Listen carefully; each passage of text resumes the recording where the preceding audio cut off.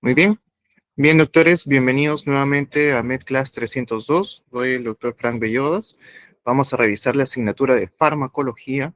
Vamos a ver un tema muy importante que es antidepresivos y ansiolíticos, ¿no? O sea, los fármacos que se utilizan en los trastornos afectivos como son la depresión y en trastornos de ansiedad, ¿no? Eh, que vamos a ver que comparten grupos farmacológicos entre ellos. Muy bien. Entonces vamos a empezar con los antidepresivos, ¿sí? Antidepresivos.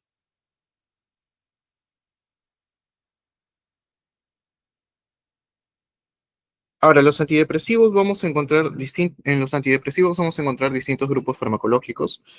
En algunos textos, como por ejemplo en el Goodman, van a encontrar que llaman de primera generación, sobre todo los más antiguos, a los que tenían más efectos adversos, donde encontramos, por ejemplo, a los inhibidores de la monoaminooxidasa y a los antidepresivos tricíclicos, ¿no? O MAOI por sus siglas en inglés y TCA por sus siglas en inglés también, ¿no? Muy bien. Entonces, eh, y los antidepresivos de segunda generación que tienen un mejor perfil farmacológico, es decir, van a tener menos efectos adversos. Ahí tenemos a los inhibidores selectivos de la recaptación de serotonina, de los inhibidores selectivos de la recaptación de serotonina y noradrenalina. Muy bien. Ahora, recordar un poco sobre la depresión. En la depresión, clásicamente, lo que vamos a encontrar es que hay niveles bajos de serotonina, también llamado 5-hidroxitriptamina, y también vamos a encontrar niveles bajos de norepinefrina, ¿no? También llamada noradrenalina. Entonces, lo que se busca con los fármacos antidepresivos es restaurar estos niveles de neurotransmisores. Entonces, acá, por ejemplo, lo que van a hacer estos fármacos, ¿no? Por ejemplo, los inhibidores de la monoaminooxidasa, es aumentar las concentraciones de norepinefrina, aumentar las concentraciones de 5-hidroxitriptamina o serotonina también llamado, pero los inhibidores de la MAO lo que hacen es que aumentan estos neurotransmisores porque la monoaminooxidasa es como si fuera una licuadora de neurotransmisores, ¿no? Es quien lo degrada, lo destruye, los destruye. Entonces, al inhibir a la MAO, hacemos que los neurotransmisores empiecen a aumentar, porque ya no son degradados.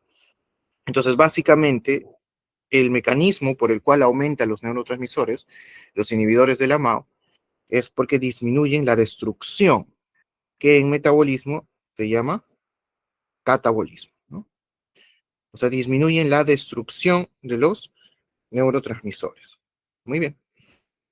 En cambio, doctores, los antidepresivos tricíclicos, los inhibidores selectivos de la recaptación de serotonina, los inhibidores selectivos de la recaptación de serotonina y noradrenalina, lo que van a hacer, ¿sí? Lo que van a hacer estos tres grupos de fármacos, es aumentar también los niveles de norepinefrina y los niveles de serotonina, pero porque aumentan, ¿sí?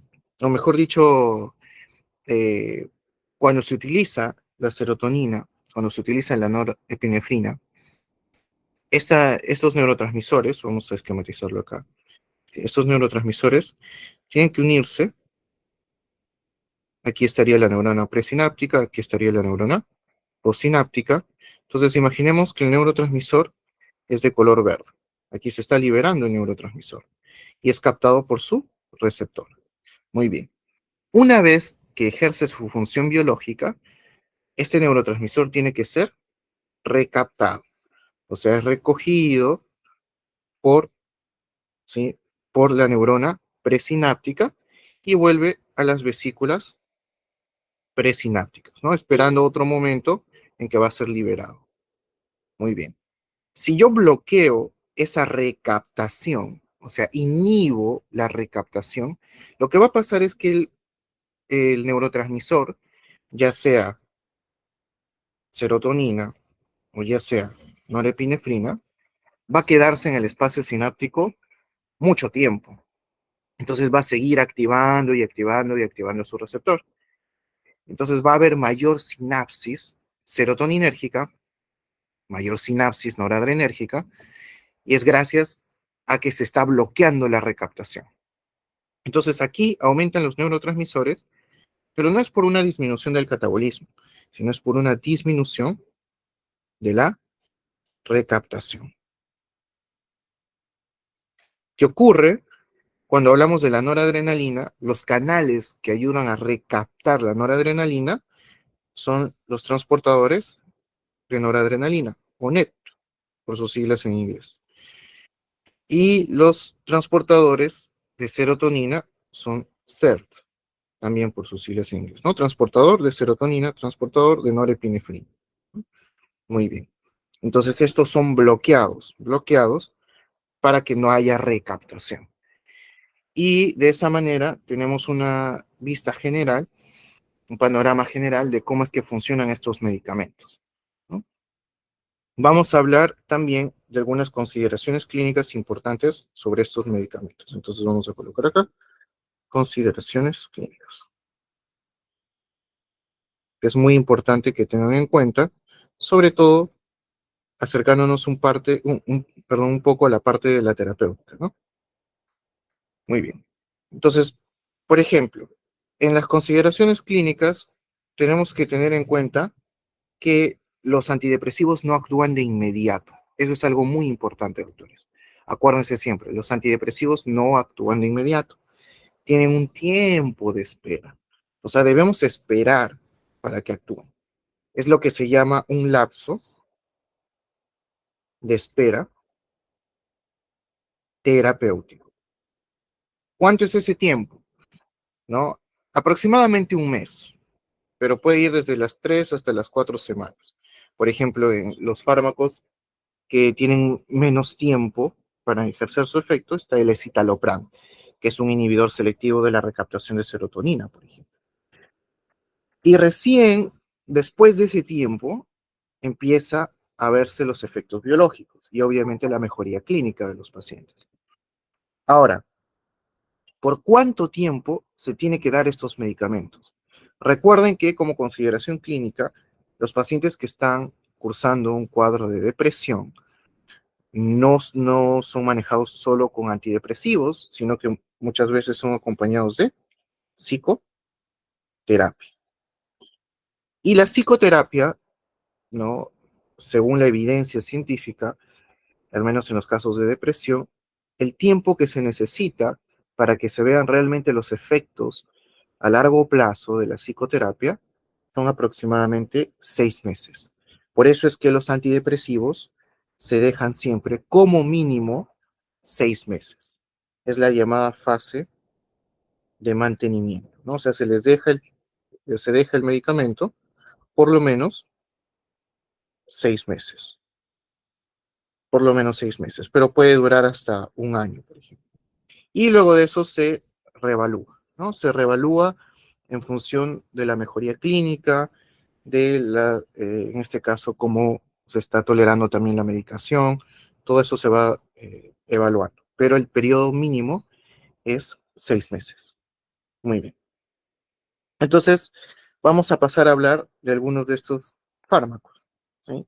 Por ejemplo, vamos a hablar del grupo que es considerado la primera línea, el más utilizado, y son los inhibidores selectivos de la recaptación de serotonina, ¿no? Inhibidores selectivos de la recaptación de serotonina. Estos son utilizados como primera línea en depresión mayor, en los trastornos de ansiedad y en otros trastornos psiquiátricos como por ejemplo el síndrome premenstrual. Está aprobado su uso por la FDA. Entonces, ejemplo de algunos de estos medicamentos que deben conocer, porque estos son los más utilizados, aquí tendríamos, por ejemplo, el citalopram, ¿sí? Citalopram, otra variante de la misma molécula que es el escitalopram, escitalopram. Tenemos, por ejemplo, a la fluoxetina, fluoxetina. Tenemos, por ejemplo, a la fluvoxamina. Tenemos a la paroxetina. Y tenemos, por ejemplo, a la sertralina, ¿no? Entre los principales a tener en cuenta. Muy bien. Entonces, ¿cómo es, en este caso, su mecanismo de acción? ¿No? ¿Cómo es su mecanismo de acción? Como mencionamos, lo que van a hacer es bloquear la recaptación de serotonina. O sea, en una neurona, aquí estaría la neurona, vamos a esquematizar mejor, una neurona presináptica, una neurona postsináptica, sí, una neurona postsináptica. Lo que va a pasar es que esta serotonina es reconocida por un receptor, ¿no? Un receptor de serotonina. Y normalmente debería ser recaptada por un transportador. En este caso es el transportador de serotonina, o SERT. Entonces se bloquea esta recaptación. ¿Quiénes lo hacen? Los inhibidores selectivos de la recaptación de serotonina. Entonces predomina el efecto continuo de la sinapsis serotoninérgica y lo que va a hacer es aumentar la actividad serotoninérgica, ¿no? La actividad de la serotonina. Y eso es lo que vamos a evidenciar entonces en estos pacientes, ¿no? Muy bien. Ahora, hay efectos que se ha demostrado, ¿no? Que tienen también los antidepresivos. ¿Sí? No solo este efecto en la sinapsis serotoninérgica, sino se han encontrado efectos tardíos. Demoran un poco más en aparecer y son, por ejemplo, el aumento de los factores tróficos para las células cerebrales, como por ejemplo el BDNF, ¿sí? Y se ha demostrado que el uso prolongado de antidepresivos favorece la neurogénesis. O sea, estos fármacos son neuroprotectores, donde se ha visto, al menos en los estudios de investigación, que aumenta la neurogénesis, sobre todo a nivel del hipotálamo, y a nivel de la zona que está inferior a los ventrículos, que se llama la zona subventricular. Muy bien. Muy bien. Entonces, eso en relación con los inhibidores selectivos de la recaptación de serotonina. Luego tenemos también a los inhibidores selectivos de la recaptación de serotonina y norepinefrina. Entonces, aquí vamos a ver otros fármacos también utilizados, ¿no? Se consideran, en este caso, segunda línea después de los que hemos mencionado. Por ejemplo, estaría la venlafaxina, ¿sí? La venlafaxina, una modificación química de la venlafaxina, que es la desvenlafaxina. Tenemos, por ejemplo, a la duloxetina,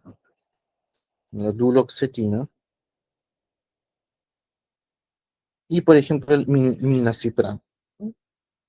Milnacipran, donde los más utilizados son la venlafaxina y la duloxetina, ¿no? Muy bien.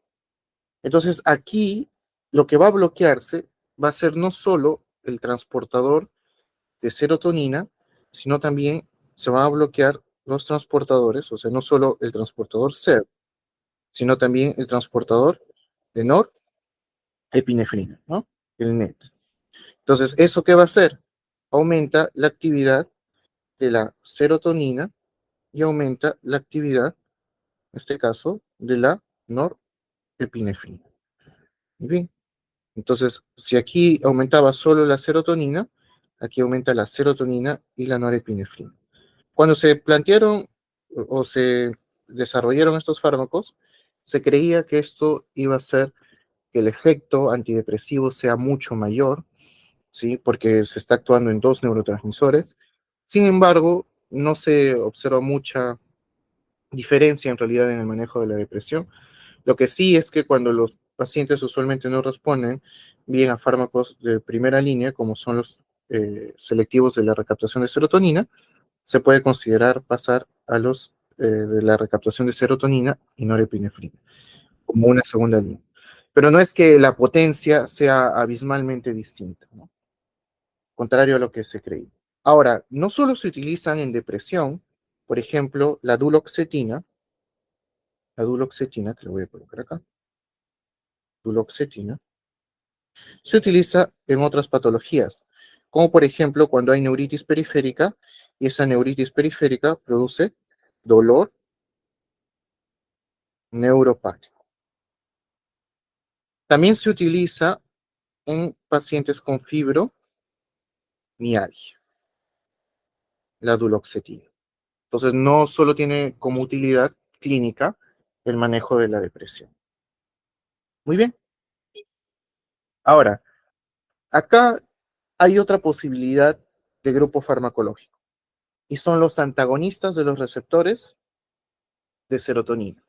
Y se preguntarán, pero doctor, si se bloquean los receptores de serotonina, más bien no baja el efecto serotoninérgico. Y tiene sentido, ¿no? Lo que sucede es que hay distintos tipos de receptores de serotonina. Entonces, lo que sucede es que se bloquean, no son los antagonistas de los receptores de serotonina, ¿no? O SRA por sus siglas en inglés.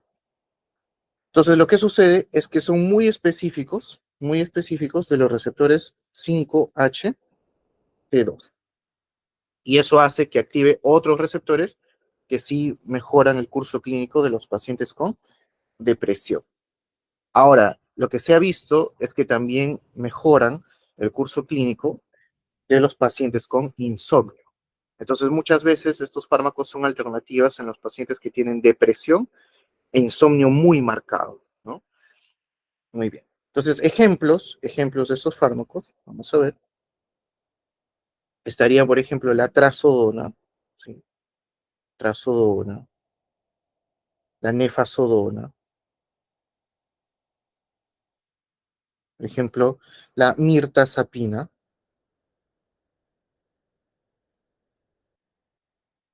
o la mianserina, por ejemplo, ¿no? Donde los más utilizados son la trazodona y la mirtazapina. Entonces, la trazodona, la trazodona va a ser utilizada, por ejemplo, en cuadros de no solo de depresión, sino también de insomnio. Y la mirtazapina, así como la mianserina, se utilizan en cuadros de depresión con un insomnio muy marcado, ¿no? Depresión más insomnio. Muy bien. Otro grupo farmacológico,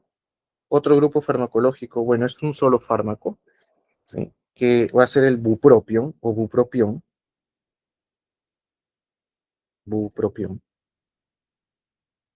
que se utiliza en este caso no solo en la depresión, sino una utilidad muy importante de este fármaco es cuando los pacientes quieren dejar de fumar y necesitan un apoyo farmacológico para controlar la abstinencia, y este es el bupropión. Entonces, se utiliza también para el abandono del tabaquismo, el abandono del tabaquismo. Muy bien. ¿Cuál es el mecanismo de acción de este fármaco?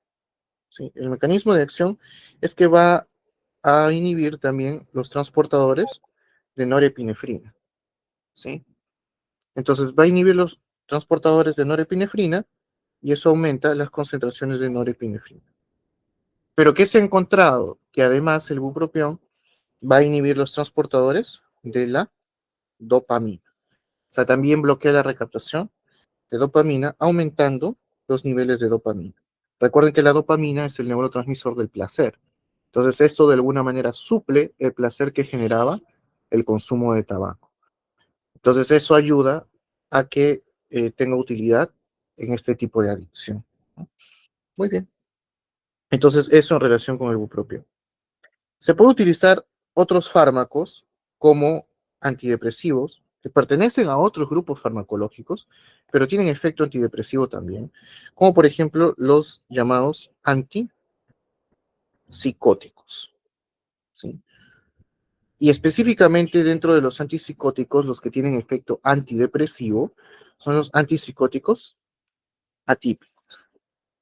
Entonces, por ejemplo, cuando ustedes lleven sus rotaciones de psiquiatría, van a ver que algunos pacientes que tienen depresión, sobre todo cuando esa depresión se acompaña de rasgos psicóticos, pueden beneficiarse de algunos de estos medicamentos.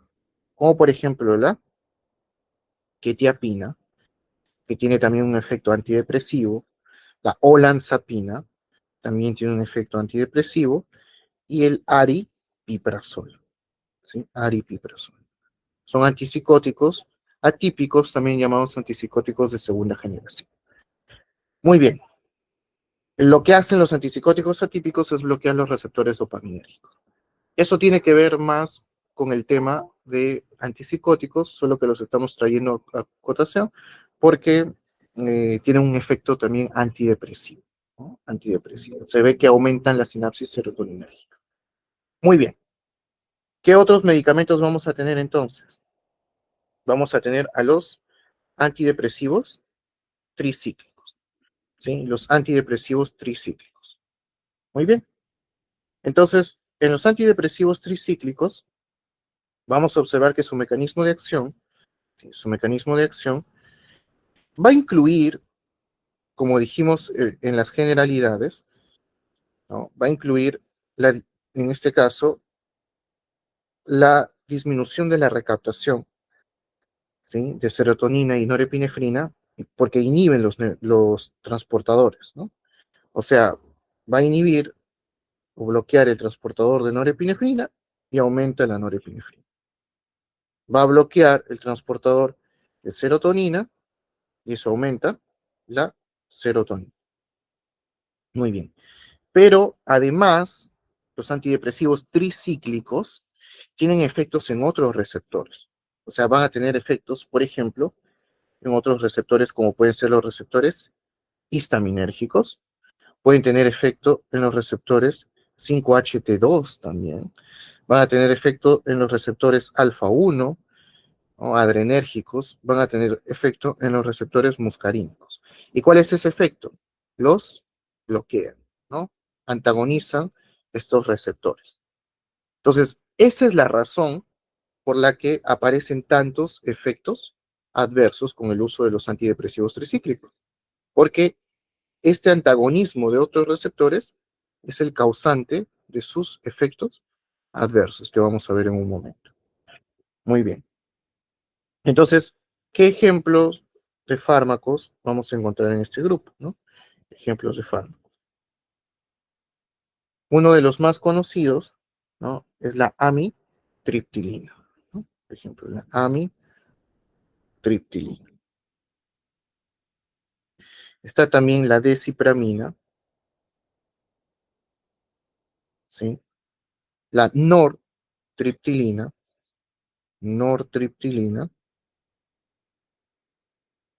la imipramina, por ejemplo,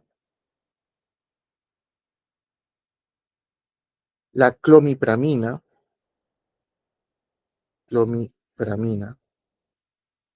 que se utiliza también en síndrome obsesivo, en trastorno, perdón, obsesivo compulsivo, ¿no? Y la amoxapina, por ejemplo. Amoxapina. Muy bien. Ahora, la amoxapina tiene un detalle, y es que esta, adicional al bloqueo de todos los receptores que tiene, también baja los niveles de dopamina. Entonces, es un problema porque la amoxapina puede producir, en este caso, manifestaciones extrapiramidales, ¿no? Por la disminución de la dopamina, ¿no? Como parkinsonismo secundario, por ejemplo. Entonces, no es tan utilizado precisamente por esos efectos adversos. Y en general, los antidepresivos tricíclicos se reservan para casos en los que no responden a los fármacos de primera ni de segunda línea, ¿no? O sea, son reservados para casos refractarios, por los amplios efectos adversos que tienen, ¿no? Por el bloqueo de otros receptores. Muy bien. Y finalmente, vamos a tener a los inhibidores de la monoaminooxidasa, ¿no? O MAO-I. Inhibidores de la monoaminooxidasa. Muy bien. ¿Cuál es su mecanismo de acción? ¿Qué hacen estos fármacos? Como dijimos, van a inhibir la acción de la monoaminoxidasa. ¿Y qué es la monoaminoxidasa? es como una trituradora, como una licuadora de neurotransmisores, ¿no? Hay dos tipos de monoaminooxidasa, la monoaminooxidasa tipo A y la monoaminooxidasa tipo B. Entonces, algunos tienen predilección por una u otra. En general, la MAO-A y la MAO-B se encargan del metabolismo de las monoaminas. ¿Que quiénes son? Por ejemplo, en el sistema nervioso central, la serotonina y la norepinefrina. Si yo bloqueo estas enzimas, ya no hay metabolismo, ya no hay destrucción, entonces empiezan a aumentar. Ahora, esa inhibición generalmente es una inhibición, ojo doctores, es una inhibición irreversible. O sea, es como cuando, si recuerdan de farmacología, se utiliza el ácido acetil salicílico, ese es un inhibidor irreversible de la COX, ¿no? De la ciclooxigenasa, plaquetaria sobre todo. Entonces tiene que esperar que pase el tiempo de vida media de la plaqueta para que recién se elimine el ácido acetilsalicílico o aspirina. En este caso es algo similar. Tenemos que esperar que pase el tiempo de vida media de la MAO para que recién se elimine el fármaco. Por más que uno haya dejado de tomar el fármaco, ya bloqueó totalmente la MAO y tenemos que esperar que se recambie por una nueva MAO. Entonces, esa inhibición puede durar regular tiempo, no solo un día o dos, sino puede durar hasta 2 semanas, alrededor de 2 semanas. Entonces, cuando se tiene que cambiar de un medicamento a otro, hay que tener esto en consideración. Sí, es muy, muy importante. Si ustedes tienen un paciente que ha estado tomando inhibidores de la MAO, que ya no es tan usual por los efectos adversos que tiene, pero si lo hubiera, ¿sí? Y se tiene que cambiar a otro medicamento, hay que esperar un plazo prudente, que es un plazo de 14 días, ¿no? O sea, 2 semanas, que se recambie la MAO, porque si no, podemos potenciar el aumento de serotonina y norepinefrina y producir una complicación muy peligrosa, que es el exceso de serotonina, que se llama el síndrome serotoninérgico, que puede llevar incluso al coma y a la muerte. Entonces hay que tener mucho cuidado con eso. Los inhibidores de la MAO, si se suspenden, hay que esperar 2 semanas para cambiar por otro antidepresivo, ¿sí? Por el alto riesgo que tienen de producir síndrome serotoninérgico. Muy bien. Entonces, ¿qué ejemplos de fármacos vamos a tener acá? Vamos a tener, por ejemplo, a la tranilcipromina,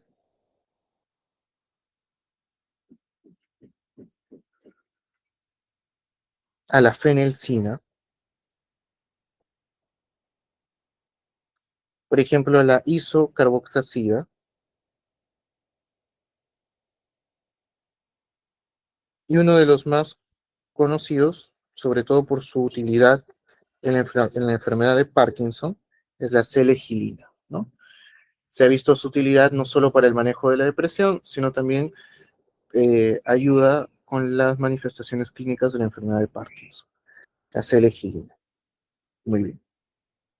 Entonces, eso en relación con los inhibidores del AMPA y las consideraciones clínicas de cada uno de ellos.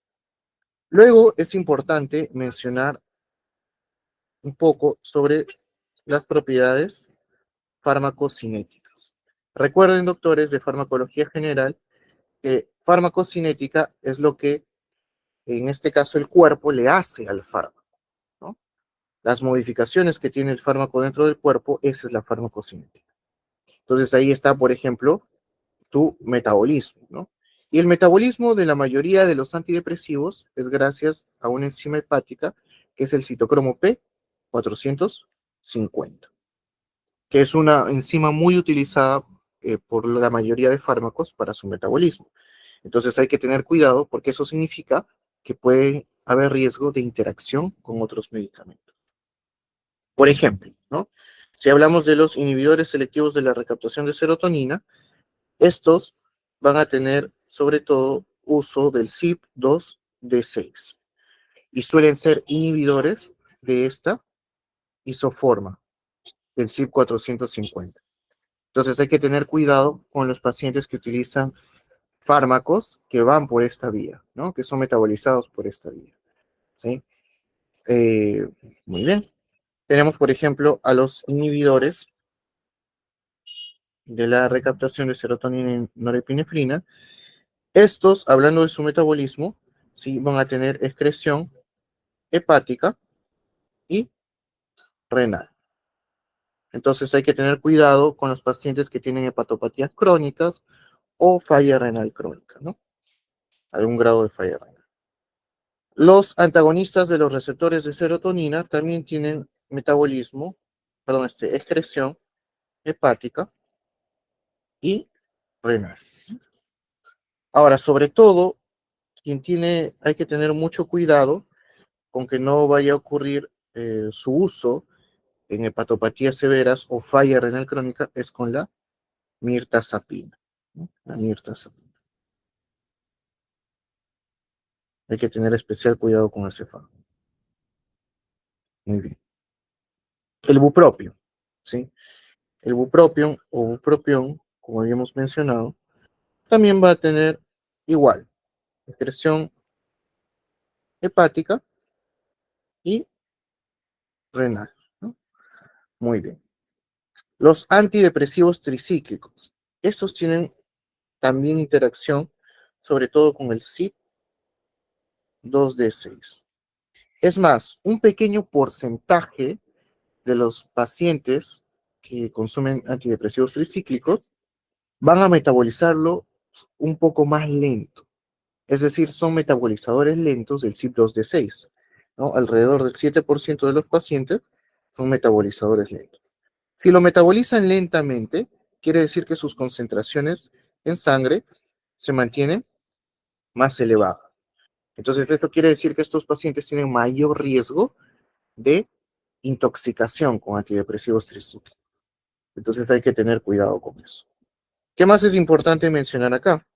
Los inhibidores de la monoamino oxidasa, ¿sí? Estos, el principal cambio que utilizan en su metabolismo es precisamente la acetilación. Acetilación. Y aquí ocurre también, sobre todo en población caucásica, en población asiática, casi hasta la mitad de esta población, o sea, de caucásicos o de asiáticos, van a ser llamados acetiladores lentos. O sea, también aumentan la toxicidad cuando se administra inhibidores de la monoaminoxidasa. Entonces vemos que los antidepresivos tricíclicos y los inhibidores de la monoaminoxidasa, que eran los antidepresivos inicialmente más utilizados, de primera generación, los más antiguos, se dejaron de lado por el riesgo o por los efectos adversos que tienen, ¿no? Y el riesgo que vemos acá en su metabolismo, en su farmacocinética, que se relaciona con las interacciones medicamentosas que pueden tener. Muy bien. Además de la farmacocinética, ¿qué más es importante conocer sobre estos medicamentos? Los efectos adversos, ¿no? O efectos secundarios, ¿no? Efectos adversos. Muy bien. Entonces, por ejemplo, ¿qué efectos adversos se pueden presentar? Vamos a empezar con el mismo orden, ¿no? Los inhibidores selectivos de la recaptación de serotonina. Lo que hacen estos fármacos es aumentar la activación de los receptores 5-HT2 a nivel encefálico, ¿sí? Y esto a nivel encefálico lo que produce es insomnio. Puede haber alteraciones del sueño. Puede producir irritabilidad por el aumento de esta vía serotoninérgica. Los pacientes pueden tornarse más irritables. Y puede haber una disminución del apetito sexual, o sea, disminución de la libido. Muy bien. Vamos a ver que también pueden aumentar la activación de los receptores 5-HT2 a nivel medular, ¿no? Son medulares. Muy bien. Entonces eso puede producir disfunción eréctil.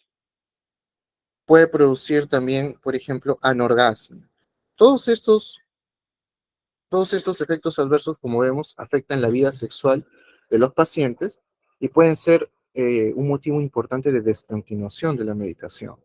Entonces hay que saber explicar esto a los pacientes, que son efectos adversos que pueden ocurrir, que son relativamente frecuentes, y considerarlos sobre todo en el caso de que sean muy marcados para que pueda haber un cambio quizás por otro medicamento y se pueda continuar con el tratamiento, porque si no, el paciente lo puede interrumpir de manera abrupta, ¿no? ¿Qué más puede producir? ¿No? Disfunción eréctil, anorgasmia, eyaculación diferida, por ejemplo. Ahora, estos efectos adversos son más frecuentes con cuál de los medicamentos. Eso sí, es más frecuente con la paroxetina. Es quien más tiene estos efectos adversos. Muy bien. Entonces, si ese es el fármaco, se rota por otro inhibidor selectivo, ¿no? Ahora, esos efectos adversos, como dijimos, pueden producirse por la activación de estos receptores. Hay otros receptores serotoninérgicos, como por ejemplo el aumento de la activación del receptor 5-HT3, que produce náuseas, vómitos, diarrea, porque este receptor está sobre todo en el tracto gastrointestinal. Muy bien. Ahora, ¿puede ocurrir síndrome de abstinencia cuando se suspende de manera abrupta estos medicamentos? Sí, puede ocurrir síndrome de abstinencia. También es más frecuente que ocurra esto con la paroxetina. paroxetina. Y es menos frecuente que ocurra con la fluoxetina. ¿Por qué es menos frecuente que ocurra con la fluoxetina? Porque la fluoxetina, doctores, se transforma en el cuerpo en otro metabolito que tiene un tiempo de vida media muy largo, que puede durar hasta un par de semanas. Y eso hace que a pesar de que se suspenda, las concentraciones en el cuerpo siguen reconociendo, o el cuerpo como que sigue reconociendo el fármaco, porque está su metabolito activo varios días más. Entonces no es más raro que ocurra este síndrome de abstinencia porque no va a haber falta del medicamento. Entonces, el que más produce es la paroxetina y el que menos lo produce es la fluoxetina. Muy bien. ¿Qué más puede producir la paroxetina? Por ejemplo, en las gestantes hay que tener cuidado porque puede producir malformaciones cardíacas durante el embarazo. Por eso es que se debe descontinuar la paroxetina durante el embarazo. Muy bien, así como tenemos a los inhibidores selectivos de la recaptación de serotonina, tenemos a los inhibidores selectivos de la recaptación de serotonina y norepinefrina. ¿Estos qué efectos adversos pueden producir? Por ejemplo, pueden producir náuseas, puede producir constipación, también puede producir insomnio, ¿no? Puede producir a veces cefalea e incluso disfunción sexual, ¿no? También por la activación de los receptores serotoninérgicos. Algo que es adicional en estos medicamentos es que por la activación excesiva de la norepinefrina se puede producir una hipertensión arterial, sobre todo de tipo diastólica. O sea, la presión arterial diastólica es la que va a verse más aumentada. Y esto generalmente ocurre con la venlafaxina, con la venlafaxina. Que dicho sea de paso, la venlafaxina también puede producir síndrome de abstinencia. Entonces no hay que suspenderla de manera abrupta. Muy bien. ¿Qué otros fármacos tenemos? Por ejemplo, tenemos a los antagonistas de los receptores de serotonina. Por ejemplo, aquí estaría la mirtazapina. La mirtazapina puede producir bastante apetito, ¿sí? Puede aparecer polifagia, puede aparecer cierta somnolencia. Esa polifagia puede llevar al aumento del peso, por ejemplo. Eh, y en casos raros, pero se ha descrito, puede producirse agranulocitosis, ¿sí? Eso es más raro, más raro. Muy bien. Ahora, otro fármaco, por ejemplo, podría ser la trazodona o la nefazodona. La trazodona tiene como efecto adverso característico que en algunos pacientes puede producir priapismo. que es la erección patológica en este caso. Y la nefazodona puede producir falla hepática. Entonces hay que tener mucho cuidado con los pacientes con insuficiencia hepática de algún tipo. Muy bien. Además, hemos estudiado el bupropión o bupropión. Acá el bupropión sí tiene un aumento de riesgo de producir convulsiones. Entonces hay que tener mucha precaución de utilizarlo en pacientes con diagnóstico de epilepsia, ¿no? Porque puede desencadenar con mayor frecuencia las crisis. Los antidepresivos tricíclicos tienen muchos más efectos adversos, ¿sí? Por lo que hemos mencionado de los receptores, ¿no? En general, los antidepresivos tricíclicos, por ejemplo, pueden producir aumento de peso. Cuando bloquean los receptores H1, eso produce sedación. Si bloquean, por ejemplo, los receptores muscarínicos, aparecen alteraciones del parasimpático, como por ejemplo visión doble, diplopia, sequedad de mucosas, o sea, serostomía, disminución del peristaltismo, por ejemplo, constipación o incluso retención urinaria. Puede aparecer por el bloqueo muscarínico. Por el bloqueo de los receptores alfa 1 puede aparecer hipotensión ortostática, ¿no? Que con los cambios de posición puede aparecer modificaciones abruptas de la presión arterial que pueden llevar a la cefalea y en algunos casos raros, pero sobre todo severos, puede producirse incluso el síncope, ¿no? Muy bien. Y también tiene cierto efecto sedante, ¿no? También tiene cierto efecto sedante, la inhibición de estos receptores. Y los antidepresivos tricíclicos hay que tener cuidado porque aumentan el riesgo de producir arritmias. Arritmias, no se olviden de eso. Arritmias y también convulsiones. Convulsiones. Muy bien. Muy bien. Y finalmente tendríamos a los inhibidores de la monoamino oxidasa. Aquí, por ejemplo, tendríamos que estos fármacos pueden producir crisis hipertensivas, sobre todo cuando se consumen alimentos muy particulares, que son alimentos ricos en tiramina. ¿Por qué? Porque la tiramina es, en este caso, un componente que es degradado por la monoaminoxidasa. Si yo, intestinal, ¿no? Si yo inhibo las monoaminoxidasas, lo que va a suceder es que la tiramina empieza a acumularse. Y la tiramina puede, en este caso, predisponer a a un pico de producción y liberación de norepinefrina y epinefrina, o sea, de catecolaminas, que lleva al aumento de la presión arterial. O sea, esa es la razón por la que existe esta crisis hipertensiva. También tener en cuenta que los inhibidores de la monoaminoxidasa, a largo plazo, sobre todo, largo plazo, pueden producir en cierto grado hepatotoxicidad. Muy bien. Entonces, esos serían los principales efectos adversos, ¿no? En relación con las interacciones, ¿sí?